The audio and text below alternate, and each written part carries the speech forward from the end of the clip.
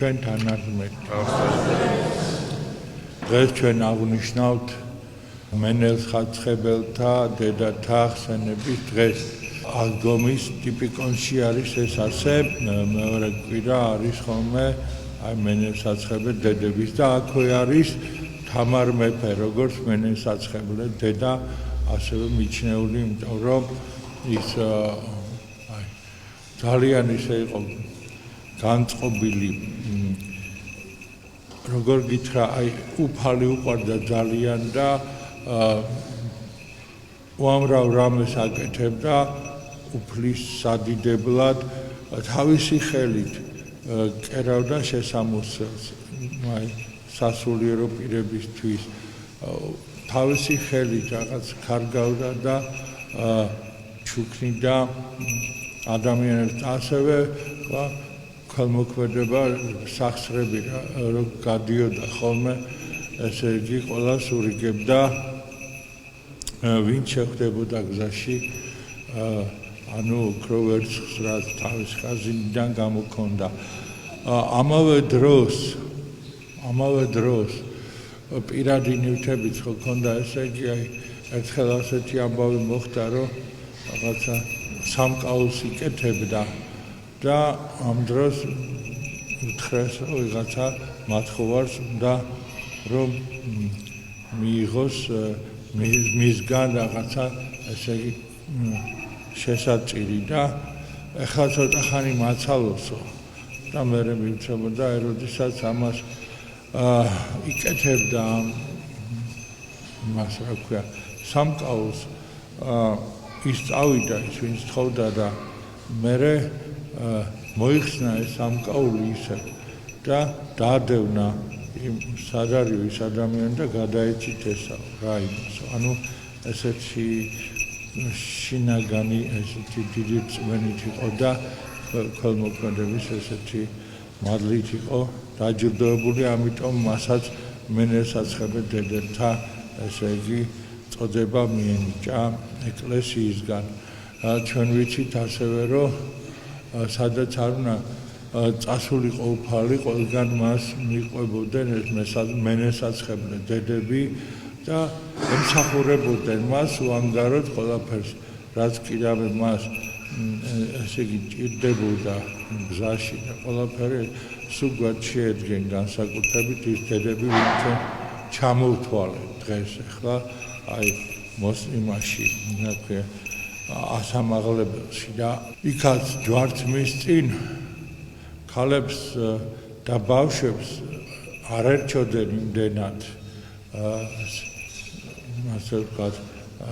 სამხედროებიდან შემდეგ და ამიტომ მათ უფრო ადვილად შეეძლოთ მისვლა სიახლოვეში. ახლა მამაკაცს სრულწლოვანს რო დაინახავდნენ, იმას პირდაპირ შეიპყრობდნენ და ერთი ამბავი იყო ხოლმე და ქალებს არ უშლიდნენ და ბავშვებს და ამიტომ ჯვარცმის დროს განსაკუთრებით ქალები და ეს მენელს ხაცხებელ დედები პირველ რიგში, ეს იოანე ღვთისმეტყველის პატარა ბავშვი იყო, მაშინ არ იყო დიდი ასაკისა და მასაც არ აბრკოლებდნენ ასეთ დროს და ისიც, ესე იგი, იქ იყო ჯვარცმის დროს და გახსოვთ თქვენ უფლის სიტყვები ღვთისმშობელზე რო თქვა, ღვთისმშობელს უთხრა, ესაო შენი შვილიო და ესა შენი დედაო, ანუ იოანე ღვთისმეტყველთან დაკავშირებით და აი ეს სიყვარული, ეს ურთიერთ მადლიერების დამოკიდებულება, იგივე უფალსაც ჰქონდა მადლიერების დამოკიდებულება ადამიანების მიმართ, მათ შორის აი მენელს ხაცხებელ დედების მიმართ და ისინიც ასე რა თქმა უნდა მადლობდნენ მას, იმიტომ რომ უფალი უამრავ სიკეთეს უკეთებდა ადამიანებს და აი ეს აღდგომის დღეებში ეს ურთიერთობა, ეს სიყვარული, აი დედების განსაკუთრებული როლი წინ წამოწეული უფლისადმი ერთგულებისა, თავდადებისა. ერთიც რო ვთქვათ, ისინი მზად იყვნენ ყველაფერზე, რომ თავის გაეწირათ იმისთვის, რომ უფალთან ყოფილიყო და უფლის შეწევნით, აი და უფლის სიყვარულით გაეკეთებინათ რამე კარგი. ხო და აი ერთ-ერთი იყო ხო მარია მაგდალინელი, რომელმაც ესე იგი ეს ნელსაცხებელი ფეხებზე ასხურა და თმებით გაუმშრალა და ამაზე განიკითხეს კიდევაც და უფალმა თქვა რომ ამის შესახებ შოვნაო საუკუნეებში არ ჩაქრება წარმოიდგინეთ ახლა როგორ ამ გააკეთა ვინ იყო უბრალო ქალი რომელმაც ესეთი გულმოდგინებით უფლის სიყვარულით გააკეთა ესეთი რამ სახარებაში ეს აღიწერა და არასდროს არ ხდება ისე რომ ესე არ მოიხსენიონ ეს ადამიანი აი სახარების კითხვისას ყოველთვის ხდება აი ამ სიყვარულის გამოხატულების ესე იგი ესე გამჟღავნება და რომ თქვათ რომ განიკითხეს უთხრეს რა საჭიროა ანუ ეს იუდა იყო პირველი ამაში რა საჭირო ამდენი ეს ძვირიღიდა ეს ნელსაცხებელი და რა საჭიროა ამდენი ესე იგი ფლანგვაო აი ამ ძვირად ღირებული სითხისო არ ჯობია გავყიდოთო და იმიდან მიღებული ფული დავაშენოთო ან გავაკეთოთ ან დაურიგოთ აი იმათ რა ქვია გლახაკებსო და უფალმა ჯერ ის უთხრა რომ ამის შესახებ არავის დაავიწყდება მთელი საუკუნეები ამ ადამიანის აი ამ საქციელი ესე იგი ამაყებს უამრავი ადამიანიო მისგან ესე იგი მაგალითს აიღებსო და მეორე მხრივ ესე იგი თქვა რომ მე ახლა დასაფლავად ვემზადებიო და ესაო დასაფლავად გამამზადაო მე აი ნელსაცხების ცხება ხდებოდა ხო როდესაც ადამიანს გააპატიოსნებდნენ გარდაცვალების შემდეგ და აი ეს დაინახა უფალმა და რა დროს ისა გაყიდვა და ფულები არამედ ეს სიყვარულის გამოხატულება და ეს მომზადება აი ამ ჯვარცმითის სიკვდილისთვის უფლის აი ეს რო თქვა ჩვენ რომ გავყვეთ ყოველ სიტყვას სახარებისას ყველგან არის დიდი სიბრძნე და ცოტა ნელ-ნელა რომ გაყვე უამრავ რაღაცას დაინახავ რაც შეიძლება ერთ წუთში არ ჩანდეს და იმიტომ აუცილებელია რომ სახარება ვიკითხოთ ყოველ დღე სახარება უნდა ვიკითხოთ ყოველ დღე თითო თავი მაინც ნუ ახლა ბევრიც არ ვარ იმიტომ რომ ვერ დავიტევთ ანუ ვინ როგორ არის მზად იმის მიხედვით მაგრამ ძირითადად უკეთესია რომ აი შინაგანი ესე რომ თქვა გაჯერებისთვის სახარების სიტყვებით ეს უფალი გვესაუბრება ჩვენ სახარებით და დღეში ერთი თავი რო წავიკითხოთ სახარება ეს არის აი გულის მალამ მეორე მხრივ აი მარტო ის კი არა რომ წაიკითხე და რაღაც ვალი მოიხადე ეს არასწორი მიდგომა უნდა წავიკითხოთ უფალს უნდა უსმინოთ რას გვეუბნება და არის კიდე ესეთი მომენტები როცა ჩვენ გვიჭირს როცა გვინდა რაღაცა გავიგოთ უფლისაგან ისეთი რომ გაგვამხნევოს რომ გზა გვასწავლოს და შემდეგ აი როცა სახარებას კითხულობ დააკვირდი და იმ დროს რაც გაქვს განსაცდელი არ რაზეც გინდა რომ პასუხი მიიღო იმ დღის სახარებაში შენ როცა კითხულობ დაინახავ თუ აი როგორ გულისმის ყოფით უნდა წაიკითხო და დაინახავ თუ რა უნდა გააკეთო როგორ დაითმინო განსაცდელი როგორ გააგრძელო შენი გზა და ასე შემდეგ ამიტომ სახარების კითხვა არის აი რაღაცა როგორც უებარი წამალი როგორც გამამხნევებელი როგორც გამაძლიერებელი სიბრძნის მომცემ ეს ყველაფერი აუცილებელია სახარებიდან ხებულობ ამას და ამიტომ არ დაგეზაროთ არც ერთი წუთი რომ თქვენ უფალთან ურთიერთობაში შეხვიდეთ და როდესაც ჩვენ ესე იგი გვინდა რომ უფალი ვადიდოთ მისი სიტყვები მოვისმინოთ და გავიაზროთ და მივიღოთ და გავატაროთ ცხოვრებაში. აქვე არის ის უფალმა გითხრა რომ ლოცვითა და მარხვით განიდევნება ბოროტი, ხო? ანუ ლოცვა ისეთი იარაღი გაქვს, რომლითაც შეგიძლია რომ ყოველთვის ესე იგი გაამხნეო შენი სული და ამავე დროს იმოქმედო ღვთისნებით, ღვთის ერთგულებით. ამ ლოცვას რო კითხულობში, თან ამ ლოცვასაც უნდა დააკვირდე რა წერია იქა. უბრალოდ კი არ წაიკითხო და იქ ყოველთვის არის ისეთი სიტყვები, რომლებიც შენთვის არის ძალიან მნიშვნელოვანი და უფლის წინაშე ეს სიტყვები არაც არის ხევა იქნება, როცა შენ ამას უბრალოდ არ საკვირდები, რას კითხულობ, უბრალოდ წაიკითხე, არამედ შინაგანი, ესე იგი, სული და გული ამ ლოცვის სიტყვებში ჩადე და შენი გულით და შენი სულით ეს ყველაფერი გამოთქვი, მაშინ ეს ყველაფერი გეხმარება. მარხვა ახლა ხო დამთავრდა თითქოს, მაგრამ არ დამთავრდა მარხვა სულიერი. ჩვენ უნდა, ესე იგი, შეიძლება რაღაცა შევჭამოთ ისეთი, ისიც ამას თქვათ, ეხლა არ გვეგრძალება ჩვენ, მაგრამ ის სულისკვეთება თავშევკავებისა, რომელიც არის აი ხორციელ მარხვაში, ხო? სულიერ მარხვაში უნდა გავაგრძელოთ ეს სულიერი თავშეკავების ეს არის ვიღაცის განკითხვა, გინება, ჭორაობა, რა ვიცი, 1000 უბედურება, რაც კი რამე ცოდვა აქვს ადამიანს, ეს ყველაფერი ეს არის უმარხულობის გამო. ლოცვას მარხვას დააყოლებ და უფალი ამბობს, რომ ამით ძლევ ბოროტს და ეხლა უფალი ამას რო ამბობდა, შენ ამისი გჯერა, ესე იგი გამოვა ყველაფერი. როცა უფალი ამას ამბობს, მაგრამ შენ ვერ გებულობ ამას, როგორც შენთვის რაღაც მნიშვნელოვანს და კითხულობ როგორც რაღაც ისე დაწერეს, როგორც ხშირად ვარ ხოლმე ერთ ყურში შევშვებ, მეორეში გავშვებ. მაშინ რა თქმა უნდა ეს ყველაფერი ისე იქნება შენთვის უშედეგო. ამიტომ რწმენა უნდა იყოს აი ამ ლოცვასთან და მარხვასთან ერთად. თუ რწმენა არ არის, მაშინ ის არც ლოცვაა და არც მარხვა არის. ხო, სახარებას რო კითხულობ, თუ აქ ჯერა რომ ეს უფალმა შენ გითხრა და შენ რო ამ სიტყვები ცხოვრებას სწავლობ და უფალთან კავშირს ამყარებ, თუ შენ ამას ვერ ხვდები, მაშინ ისიც შენთვის არაფერი არა. ანუ ესეთი რამ, ანუ რწმენა არის ამ ყველაფრის ესე თქვათ გამაძლიერებელი, როგორც როგორ გითხრა.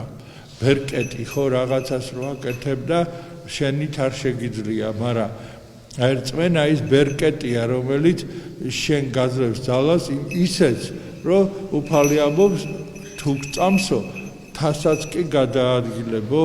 აი ესეთი რწმენა შეიძლება გქონდეს ადამიანს. ხო და ასე რომ ეს არის ის ბერკეტი, რომლითაც ჩვენ შეგვიძლია რომ ყველა პრობლემა და აი ყველა დიდი განსაცდელი დავითმინოთ და გავიმარჯვოთ, იმიტომ რომ უფალი ჩვენთან არის და ამას ამბობს იმეორებს უფალი და ნუ გეშინია მცირე სამწო. იმიტომ მე შენთვის მაქვს გამზადებული სასუფეველი. მეტი რა უნდა გითხრას, რომ შენ უფალს დაუჯერო და მას მისდიო, ეს არის ყველაზე მნიშვნელოვანი. ეს მენელსაცხებლე ძედებმა დაინახეს და წუთით არ შორდებოდა და სადაც წავიდო და სულ დაძდევდებას, რომ მასთან ქონოდათ ესეთი სულიერი და თუნდაც ისეთი კავშირი, რომ მის სიტყვებს მოისმენდნენ და ასე შემდეგ. რაღაცაში თქვათ, იქ საყოფაცხოვრებო საკითხებში დაუდგებოდნენ და იქ რაღაცა დაასუფთავებდნენ სადღაცა მოაწესრიგებდნენ რა ყველაფერი რაც ქალს ეხერხება ხო გალამაზებდნენ ადგილს სადაც უნდა თქვა შეკრებილი რაღაცა სადაც უფალი უნდა დამჯდარიყო გაუსუფთავდნენ მოუგზადნენ რაღაცა საკვები იყო საჭირო მათი მეშვეობით ხდებოდა ეს ყველაფერი ხო და ასე შემდეგ რომ ხანდახან იყო ისე რომ როცა ფიზიკურად არავის არაფერი არ შეეძლო ხუთი პური ნახეს და რამდენიმე თევზი და უფალმა აკურთხა და ეს ყველაფერი არ დაჭიდა ქალების მუშაობა საჭმელის მოსამზადებლად არამედ თვითონ უფალმა ეს ყველაფერი აი გამრავლა ის რაც იყო და ეს არის მისი ესეთი გამოხატულება და სიყვარულის გამოხატულება და ამავე დროს ის აჩვენებს ამით რომ უბრალოდ ადამიანი კი არ არის არამედ უფალია რომელსაც შეუძლია ასეთი რაღაცები გააკეთოს და ხალხი ხანდახან ვერც კი ხვდებოდა უბრალოდ ეგონა თუ ასეა საჭირო როგორც დღეს უამრავ რამეს თუნდაც ის ნათლობა გადავაქციეთ იმათ რა ქვია რაღაც ყურის ჭამათ რა, რაღაც სანამ საჭველი სასველი არ აქვს, ესე იგი ემზადები ნათლობისთვის. და ისეთ სულით კი არ ემზადები საჭველი სასველი რაღაც უფრა და ასე შემდეგ და არ ნათლავ. თქვა ბავს ან არ ინათლები იმის გამო რომ ეს არა გაქვს ახლა გაწყობილი ის უფრა და ხალხთან შევცვლებ დანიშნავ იმას რა ქვია ნათლიებს რომლებსაც ან ნათესაობა უნდა შენ გინდა მათთან ნათესაობა ან კიდე ბევრი ფული აქვს უბრალოდ და გამოგადგებათ რამე ამბავში ხო და ამის გამო და იმას აქვს თუ არა რწმენა დიდი ამას არავინ არ უყურებს ბევრი ფული უნდა ქონდეს არ რაღაცა ისეთი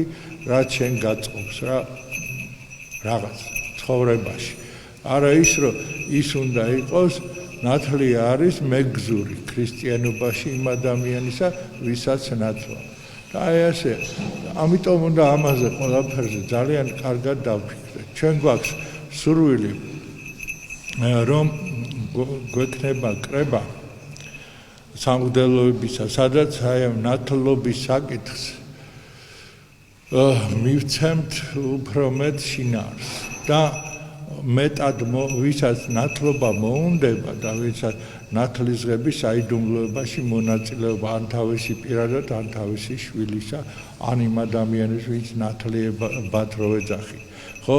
აი ამათვის გარკვეულ წესებს რა ძველი ეკლესიიდან დადგენილია უბრალოდ ჩვენ ამას ყველაფერს განვაახლებთ და არავის ეგონოს და ესე მოვიდა ეკლესიაში აი ახლა მე მინდა ნათლობა ჩავატარო არ გამოვა მასე ნათლობა უნდა მოემზადო ნათლობისთვის არა საჭმელი სასმელი არამედ სულიერად უნდა მოემზადო ამაზე ვიმსჯელებთ რაღაც პერიოდს მივცემ ჩვენ